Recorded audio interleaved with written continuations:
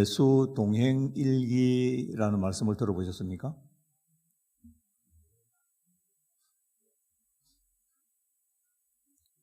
안 들어봤다 그러면 제가 소개를 드리겠습니다. JDTS라는 말씀을 들어보셨어요? 한 두서너 분 계시네요. 우리 제자훈련 소그룹 활동 사역, 소그룹 사역 훈련 받았잖아요. 그 열린 삼육교회에서 실시하고 있는 JDTS 선교단입니다. 선교단 명칭이 JDTS입니다. 거기서 지난 9월 중순, 10월 중순인가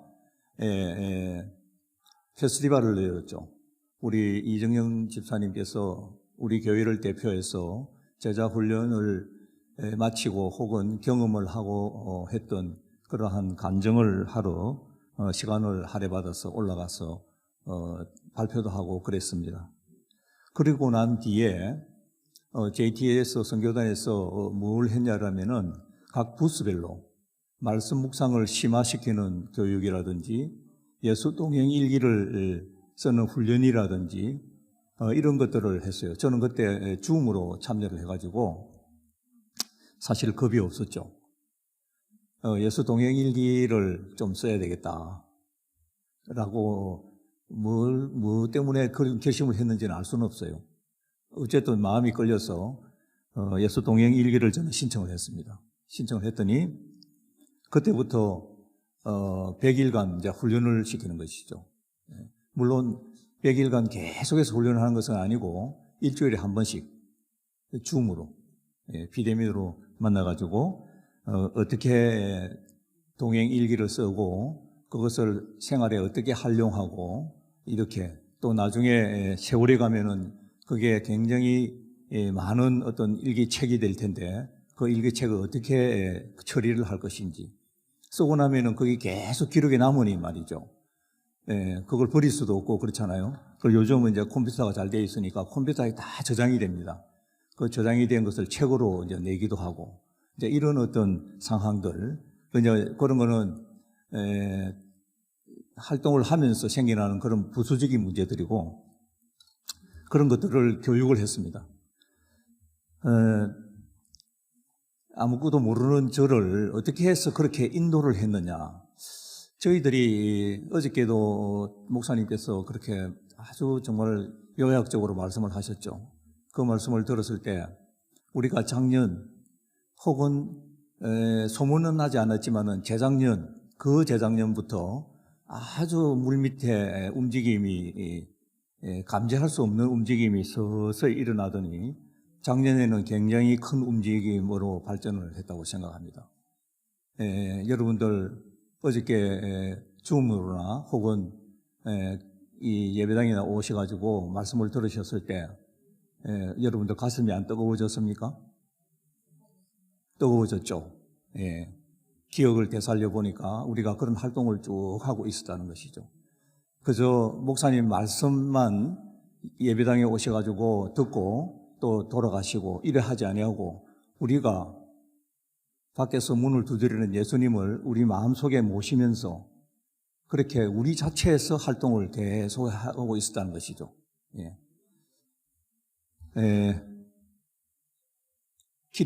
패스트 제자훈련 1기를 받았던 분들이 그런 활동을 계속해서 리더로서 역할을 감당하면서 이끌어 오고 계시는 중에 있습니다. 혹시 아직까지도 제자훈련을 받지 않았다든지 새마음 새영 교육을 받지 않았다든지 말씀 묵상에 참여하지 않는다고 생각한다면은 아마 올해가 가고 나면 말이죠. 변화에 뒤떨어져 가지고 그걸 쫓아가려고 하면 숙제를 굉장히 숨가쁘게 해야 할지도 몰라요. 지금 현재 그래도 진도가 조금 밖에 안 나갔을 때 같이 버스에 딱 타야 나중에 버스 떠나고 난 뒤에는 막 달려가지고 버스를 타야 할지 몰라요. 여러분도 그거 각오하셔야 됩니다. 그래서 어제 말씀하신 그 변화에 우리가 순응하지 않는다면은 그런 문제가 생길 겁니다. 그러면 뭐 교회 뭐 다른 데 가지 뭐 그래도 되죠. 그래도 되죠. 이때까지 40년, 50년 신앙생활을 쭉 하셨는데 나 니 잘 모르겠어 이런 말씀 들어가 되겠습니까? 큰일 나죠. 네. 어쨌든 저는 예수 동행 일기 팀에 합류해가지고 제가 깜짝 놀랐던 게요. 그 우리나라 사람만 있는 게 아니고 외국에 거주하는 분들이 반수 이상이 됐어요. 그래서 우리는 지금 현재 이 정도로 움직이는 배를 타고 있다면 말이죠. 그분들은 세계적인 입장에서는 배가 이렇게 움직여요, 지금. 출렁출렁 하고 있습니다. 그걸 겁을 내는 게 아니고 그 출렁거리는 그 배 속에서 그 물결에 따라가지고 나의 몸을 움직이면서 그 변화에 순응하면서 그렇게 신앙 활동을 하고 있더라는 거예요. 만약에 아주 정적으로 우리가 신앙생활을 해도 상관은 없습니다. 하나님과의 나와의 관계만 정확하다면 말이죠. 그런데 정말 세계는요, 우리가 조금만 눈을 들어서 이 바깥을 보면은 이거 내가 신앙생활을 하고 있는 건지, 내가 성경책을 읽고 있는데 이 말씀을 내가 정확하게 깨닫고 있는지, 그 말씀에 따라서 내 생활 속에 적응을 하고 있는지, 이런 거를 아마 자문자답하게 될 것입니다. 저는 그런 문제에 있어서 굉장히 깜짝 놀랐어요. 저는 예수의 제자가 된다는 그런 운동에 별로 그렇게 적극적이지 않았습니다. 왜냐하면은 내일 모레 곧 하직할 텐데 은퇴를 할 텐데 지금 얘 움직이 가지고 뭐 하겠노? 이런 생각이 지배적이었어요. 하지만은 저를 움직이게 했던 그 힘이 오늘 아침에 어제 저녁에 생긴 게 결코 아닙니다. 사실은 신앙생활을 하면서부터 올바르게 신앙생활을 하지 못하는 데 대한 그런 갈망을 계속 가지고 있었던 것 같았습니다. 그게 조금 세월이 가면서 예수님의 어떤 부르심을 완곡하게 거부를 해왔죠. 이거 이렇게 하면은 내가 가지고 있는 직장도 놓쳐야 되고, 그 다음에 모든 것을 내려놓고 예수님을 따라가야 될 텐데, 그거 정말 자신이 없어. 우리가 얼마 전에 교과에서도 부자법관에 대해서 배웠지 않습니까? 부자법관이 어땠어요? 내가 모든 것을 계명대로 다 지켰는데, 선한 자에게 와서 묻잖아요. 어떻게 영생을 얻을 수 있느냐고. 예수님께서 어떻게 이야기하셨습니까? 네 소유를 팔아서 가난한 자에게 나누어주고 나를 따르라 이랬어요. 그런데 그 소리를 듣고 굉장히 고심에 차가지고 집에 가서 좀 생각해보고 오겠습니다 하고 그 뒤로는 결코 성경상에 등장하지 않았습니다. 그 제자 한번 잘 생각 한번 해보세요. 그 제자가 말이죠, 예수님하고 직접 대화를 했어요. 그죠? 우리는 간접적인 대화를 하잖아요, 실제로. 그런데 예수님을 직접 만났는데도 불구하고 그 순간에 내가 가지고 있던, 내가 더 소중하게 생각하고 있던 그하고 예수님의 말씀, 나를 따르라. 그 나를 따르라 했던 말씀은 다른 제자들한테도 똑같이 했단 말이에요. 똑같이 했습니다. 그런데 마태는 모든 걸 버리두고 따라갔잖아요. 세리는 그 자리가 값이라고요. 그 자리가 값이잖아요.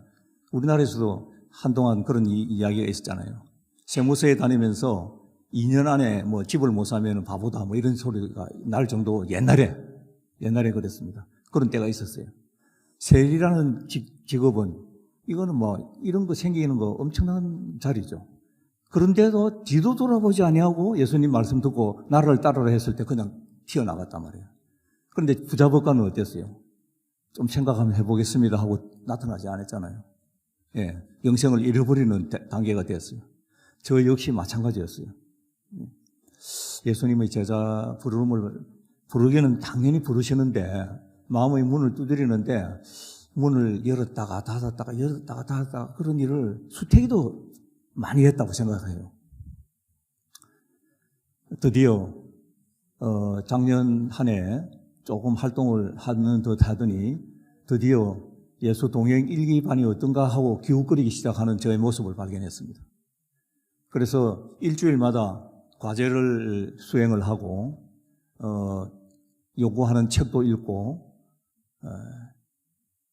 동행 일기를 어떤 방법으로 쓴다 하는 것을 기술적으로 조금 전수를 받은 셈이죠. 네. 그거를 우리가 손으로 노트에다가 감사일기 여러분들 재작년에 받으셔가지고 좀 썼잖아요. 그런데 제가 그거 보니까요, 1년 동안 쓴 페이지 수를 보니까 한 반 정도 제가 썼더라고요, 반. 뭐 정확하게는 한 5분의 2 정도 썼더라고요. 그 뒤에 꽤나 남아 있습니다. 한 50페이지 된다 그러면은 한 20페이지 정도 쓰고 한 30페이지는 아직까지 남아 있는 거예요. 저는 이거 뭐 한 권 가지고 될까 이렇게 생각하고 시작을 했는데 그런데 감사할 일이 별로 없더라는 이야기예요. 그렇게 말씀 묵상하면서 혹은 생활에 적용시키면서 쓸 수 있는 일들이 그렇게 많지 않아요. 그런데 예수 동행 일기를 이래 쓰다 보니 한편으로는 굉장히 쉽습니다. 예. 여러분도 나중에 적용을 해야 될 것이라고 생각하기 때문에 잘 들어놓으세요. 양식이 있습니다. 오늘 말씀 묵상했습니까? 했으면 예, 안 했으면 노. 예. 몇 장을 읽었습니까? 1장을 읽었습니까? 예, 아니요. 그렇게 동그라미 치는 거예요. 네, 굉장히 쉽잖아요. 이제 대신에 한 가지 글로 쓰는 게 있는데, 그렇다면 오늘을 사시면서 예수님께 감사해야 할 일들이 있었습니까? 그거를 기록해 보시겠어요? 아주 친절하게 싹 그렇게, 예. 이리 동그라미 치고 엑스포 치고 따라가다 보면은 그걸 적는 난이 나와요. 예. 그래서 하루에 5문항 내지 7문항 정도만 유지하면 됩니다. 그걸 한 100일 정도 한 셈이죠. 예. 습관화시키라는 이야기예요. 습관화시키라. 그래서 제가 일기 수료를 했기 때문에 제가 리더가 됐어요. 예. 그래서 여러분을 제가 예수 동행 일기 반에 편성을 시켜야 됩니다. 지금 오늘 이렇게 나와서 제가 간증을 하지만은 예수 동행 일기 같이 씁시다 하고 지금 선전하러 나온 거예요. 예. 쓰면 어떤 게 좋으냐? 마음의 문을 예수님께서 두드리고 계시는데 열까 말까 제가 옛날에 그렇게 심약하게 했던 행동을 가감하게 할 수 있습니다. 뭐 열죠 뭐. 예수님 어서 오세요. 이제 이런 상태가 되도록 되어진다는 것입니다. 예수 동행 일기를 쓰게 되는 것은 우선에 도움이 되는 일은 예전부터 내가 방학 숙제 때만 일기를 쓴 게 아니고 매일 써왔다 하시는 분들은 굉장히 유리합니다. 뭐 제가 이야기할 필요가 없어요. 그냥 양식적인 입장이라든지 컴퓨터에 우리가 올려가지고 어떤 식으로 이걸 공개를 하든지 미공개를 하든지 아무 상관이 없습니다. 그런 식으로 해서 공개를 하면 좋은 것은 여러 사람들이 댓글을 달아줘요. 예, 댓글을 달아줍니다. 저는 아직까지 부끄러워가지고 공개를 잘 못하겠더라고요. 언젠가는 틀림없이 또 공개할 겁니다, 분명히. 네. 그래서 그게 나중에 유산으로 제일 좋은 게 뭘까요? 뭐 지금 이제 돈 벌이라는 돈은 없으니 유산으로 제일 좋은 거는 아브라함이 이삭에게, 이삭이 야곱에게, 야곱이 그 아들들에게. 그 신앙의 유산이 아마 우리로서는 최고 유산이 아닌가 생각합니다. 저는 그렇게 생각해요. 여러분들은 어떨지 뭐 또 동의하는 사람 많으실 거라고 봅니다. 그래서 예수 동행 일기가 그게 유산이 될 것이다. 저희들이 44명이 참석을 했는데 동행 일기를 쓰기로 참석을 했는데 졸업하는데 보니까 37명이 졸업했다고 하더라고요. 지난 2월 27일 날 졸업했습니다.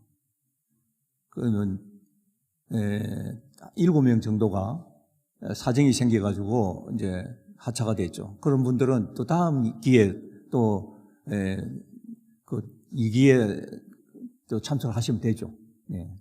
그래서 그 중에서 어떤 분들 뭐 간증을 한 10분 정도가 하셨는데 반수 이상이 그런 저와 똑같은 이야기를 하고 있습니다. 이 신앙을 유산으로 남기고 싶다. 예수 동행 일기를 유산으로 남기고 싶다. 그거는 이제 컴퓨터에 등록을 하는 것입니다. 컴퓨터에서 손으로 그냥 노트에다 적는 게 아니고 컴퓨터에 자판을 보고 치면서 그걸 등록하는 거예요. 그러니까 손으로 쓰는 것보다 더 빨라요. 빠르게 됩니다. 컴퓨터를 다룰 수가 없어. 얼마나 친절한지 몰라요. 다 다룰 수 있도록 또 그것도 교육을 시킵니다. 여러분들도 내 이름 석자만 쓸 수만 있다 그러면은 제가 또 그것도 전수하겠습니다. 저도 까막눈이었습니다. 그래서 동행일기를 쓰는 그런 기법에 대한 거를 또 전수를 할 수가 있어요. 그래서 이번 100일 동안은 동행일기만 쓴 게 아니고 컴퓨터 다루는 방법까지도 배우는 그런 아주 귀중한 기회가 되었습니다. 여러분 정말 할 일 너무 많죠. 매일 성경 말씀 또 묵상해야 되죠. 또 기도력을 가지고 예배 가정에서 봐야 되지요. 또 예언의 신도 또 정해진 그 시간마다 또 읽어야 되지요. 또 옆집에 가서 또 떨어야 되지요. 또 구도자 만나러 가야지요. 누구 부고당했다 그러면 또 그 집에 또 찾아가야지요. 얼마나 할 일 많은지 몰라요. 정말로 예수 동행 일기를 쓰면요, 그러한 것들을 잘 정리해가지고 차질이 없이 내 시간을 활용할 수 있는 그런 이점도 생긴다는 거죠. 아무튼 여러분들이 어떤 마음의 결심을 어떻게 할지 알 수는 없습니다만은 정말로 노크를 하고 계시는 예수님 노크를 하실 때 그 음성을 들으시고 마음의 문을 쫙 열어서 제가 예수동행 일기 모집합니다 하고 말씀을 드릴 때 마음의 문을 싹 열고 같이 우리 예수님 맞이해서 동행 일기를 쓰는 우리 모두가 다 되었으면 좋겠습니다. 예수 동행 일기를 쓰는 그 가운데서 최고의 장점이 뭐냐 이러면은 에녹이 어떻게 해서 하느님 친구가 되어서 하늘나라 가셨을까요? 비결이 24시간 동행했기 때문이었습니다. 우리 그거 잘 모르잖아요. 하늘나라에 가셔가지고 에녹 할아버지 만나던 틀림없이 한번 물어보십시오. 24시간 동행했다고 이야기하실 거예요. 일기를 쓰게 되면은 24시간 내가 하기 싫어도요, 동행 일기를 쓰기 싫어도요, 써야 됩니다. 왜냐하면요, 내 동료들이 동료를 하기 때문에 그래요. 집사님, 오늘 말씀 너무 좋았어요. 일기 감동받았습니다. 그럼 내일 안 쓰시겠어요? 내 동료가 옆에 있고, 또 내가 마음의 문을 열어서 예수님께서 내 마음에 자정하시고 계시는데, 자연스럽게 동행 일기를 쓰게 되죠. 다시 말해서 24시간 성령께서 나의 주인이 되셔서 활동을 하도록 그렇게 만들어 주신다는 것이죠. 그게 최대의 장점이지 않는가 생각을 합니다. 말씀을 끝으로 전하면서 잘 다녀왔고요. 제가 아무래도 본을 보여야 되니까 이걸 오늘 이렇게 또 약속을 했으니 하루도 빠짐없이 세상을 하직하는 날까지 예수 동행 일기를 쓸 수밖에 없는 그런 입장이 되었네요. 말씀 마치겠습니다.